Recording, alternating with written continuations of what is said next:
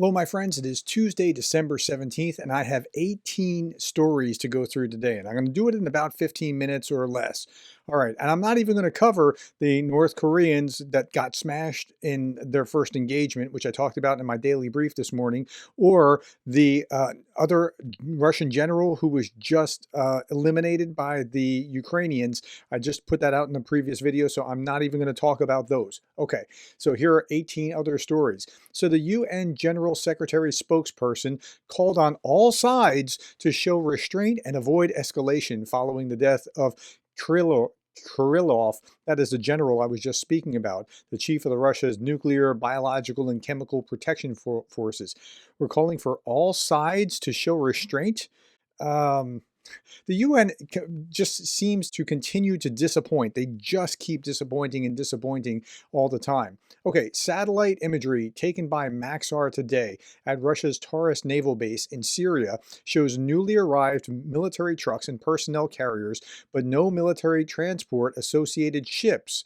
Higher definition image is on the right. And so you can see, like, there's a big group of Russian stuff. Like, if I was Budanov, I would be salivating thinking about how could I get anything somewhere close enough to the Mediterranean or into the Mediterranean close enough to be able to attack that thing, because that's a big concentration of stuff. Meanwhile, Turkish President Recep Erdogan meets with European Commission President Ursula von der Leyen. They're having some discussions. This is a political message that we acknowledge Erdogan's influence and want him to see that we can play a role too. So they're reaching out to him. And now I had this thought. I thought, okay, so Russia always talks about returning its lands. And Iran could have said, well, Syria was part of our traditional empire, the Persian Empire, but Erdogan has a claim too, as if you're going to go down that kind of path, with the Ottoman Empire. And I think that the Turkish oversight over parts of Syria is probably going to be a lot kinder and gentler than anything that you saw with Russia or with Iran. Now, there was just a huge oil spill in the Black Sea. And now, so a number of European countries with access to the Baltic Sea are going to start requesting insurance coverage for Russian tankers carrying oil, according to the Financial Times.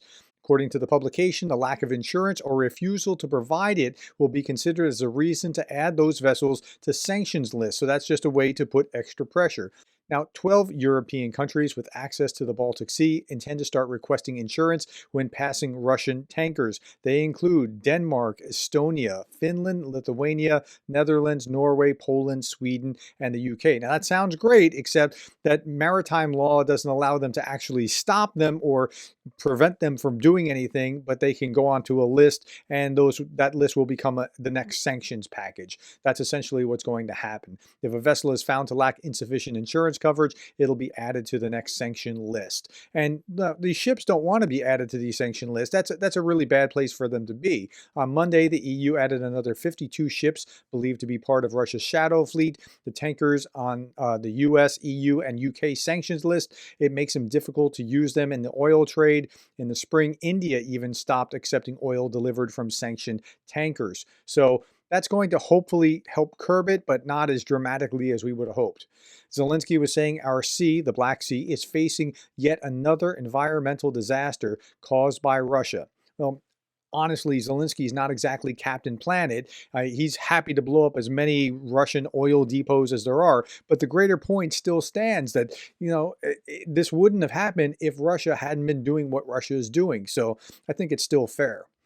Fuel oil from the wrecked tankers Volganeft 212 and Volganeft 239 washed up on the Black Sea coast in Krasnodar Krai in Russia, and it's just kind of ugly. The Black Sea, there's a third Russian tanker now in 3 days that's damaged. The Volganeft 109 tanker carrying fuel oil issued a distress signal near the port, and it's cracked. It has a cracked hull. So it's interesting. I don't think there's sabotage. Nothing that I've read has told me that there's sabotage, but these are like the B team. These aren't the best tankers that should be going to do this.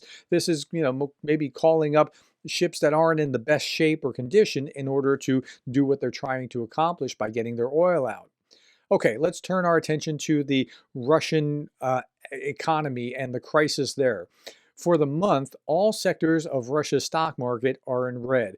Gazprom is down 16%. Retail Orzen is down 23%. Yandex is down 12.3%. The largest construction company, Samolet, is down 37.91%. Jay and Keefe said, with Russia's largest property developer, Samolet, having recently collapsed to the point of near non-existence, Russia's second largest is now the largest, but it's now set to disappear as well. So the hits keep coming. And meanwhile, you find more corruption in Russia like this. Louis Vuitton branded gold toilet discovered at the house of a government contractor. That's always a bad sign right there when you have a government contractor living like this.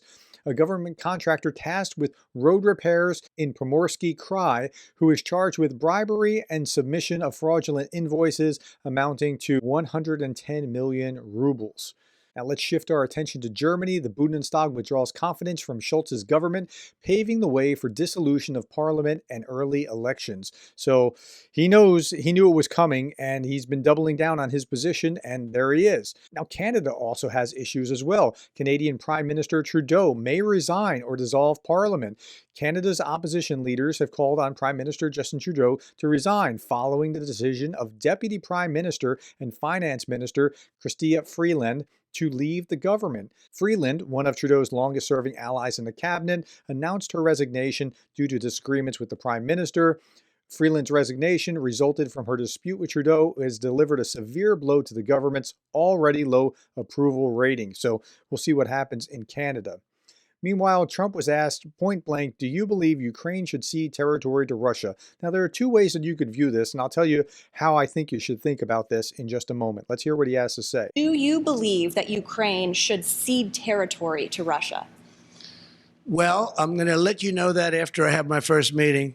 But a lot of that territory, when you look at what's happened to those, I mean, there are cities that there's not a building standing. It's a demolition site. There's not a building standing. So people can't go back to those cities. There's nothing there. It's just rubble. Just like when I knocked down a building in Manhattan, which is actually, this is worse, actually, because we do it step by step.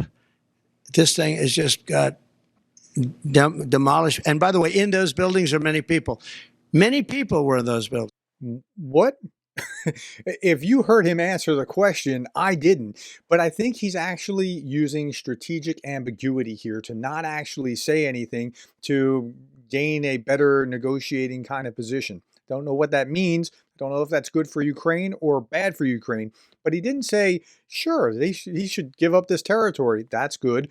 He didn't say they shouldn't. That's not so good. But I think strategic ambiguity is what he was going for. Meanwhile, Russia's permanent UN representative said that Russia does not accept any scenarios for freezing the war, and Moscow considers Zelensky's peace initiatives an attempt to buy time to intensify the fight against Russia. He added that Russia is ready to speak with those who accept reality, whatever that means. So they're just taking a hard line. Now, while they're taking a hard line, the ISW sees this as Russia might be backing off a little bit. Russian President Vladimir Putin's continued fixation on the Russian Orishnik ballistic missile and Russia's non-nuclear deterrence suggests that the Kremlin may be searching for off-ramps from its continued nuclear saber-rattling narrative. That means the nuclear saber-rattling didn't work, I got to find something else. Now, Poland's foreign minister, Sikorski, said the U.S. and the EU must help Ukraine secure a stronger negotiating position for future talks, and it's the aggressor, not the victim, who must be encouraged and compelled. That's right. It's not like equal on either side. There's a big difference between the aggressor and the victim. Meanwhile, Russia State Duma has passed a law allowing the removal of the Taliban from the T list. By the way, if you want to know why I keep saying T instead of actually saying the word, it's because I keep having things demonetized, like I had one yesterday, demonetized by YouTube. I'm using YouTube's platform. I have to play by their rules. The law permits the temporary removal of organizations from the T list if they have ceased propaganda, justification, and support of T. So the Ukrainian government is full of bad guys, but the Taliban is off the naughty list. Go figure. Now, the U.S. Helsinki Commission had 150 examples of Russia's active measures on NATO soil since Russia launched the full-scale invasion of Ukraine. 4 categories: the attacks on critical infrastructure, violence campaigns, weaponized migration, and election interference and disinformation. And about a third was attacks on critical infrastructure, and a little more than the third, election information campaigns. So the Russians have been very active in all these efforts, and it's been across a number of countries as well. This was interesting. In occupied Crimea, Russia will shut off mobile internet starting December 17th, that's today, allegedly for security reasons. The occupation authorities warned outages could happen anytime. They provided no clear explanation. I don't know if it's because of trying to shut down internet so it would be harder for drones to strike or just what, but we'll keep an eye on that story.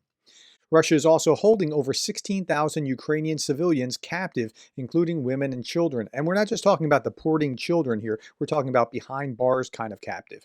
Since 2022, 168 civilians have been released. Russian school children from 1st to 5th grade, listen to me, 1st to 5th grade, are now being trained to become FSB officers. Cadets swear an oath to the FSB. Other cities have programs that start from 8th grade, and I understand the idea of cadet programs. I was in Army JROTC when I was in high school, but that was in 9th to 12th grades. Here we're talking about 1st to 5th grades. A blind man can see Russia's intentions. Now, a recent poll by Reagan Defense Forum shows 75% of Americans consider Ukraine an ally, 80% consider Russia our enemy. Now, I alluded to this the other day, but here I want to unpack it. So if we go back to November 18th, lower left-hand corner, November 18th, Americans saw Russia's 19% of Americans saw Russia as an ally, 73% as an enemy. And it stayed historically low, where still, even now, 14%, only 14% of Americans see Russia as an ally, and 80% see Russia as an enemy. Now, if you're thinking that it's all Democrats, it's really not. Look at it broken out by voting. Harris voters, only 9% see Russia as an ally, and 86% see Russia as an enemy. And then Trump voters, or MAGA Trump voters, 17 and 17%. The difference there is people that voted for Trump that are, yes, I'm MAGA, and people that voted for Trump, they're like, well, I don't want her. And so there's a difference between those type of groups. But still, it's almost 80% in both categories still see Russia as an enemy. So 86% as opposed to almost 80%. That's how it plays across the entire spectrum of Americans. Now, there are some other interesting variations here. People of color see Russia as an ally 20% of the time, as opposed to 12% for white. That was interesting. And then if you look at age, this makes a lot of sense. The older you are, the less you see Russia as an ally, and the more you see it as an enemy. 23% of those under 30 see Russia as an ally, and only 9% of those over 45 who remember the former Soviet Union see Russia as an ally. Okay, we talked about drone sightings the other day. I want to update you. They did find one. Here it is. It's being hauled back.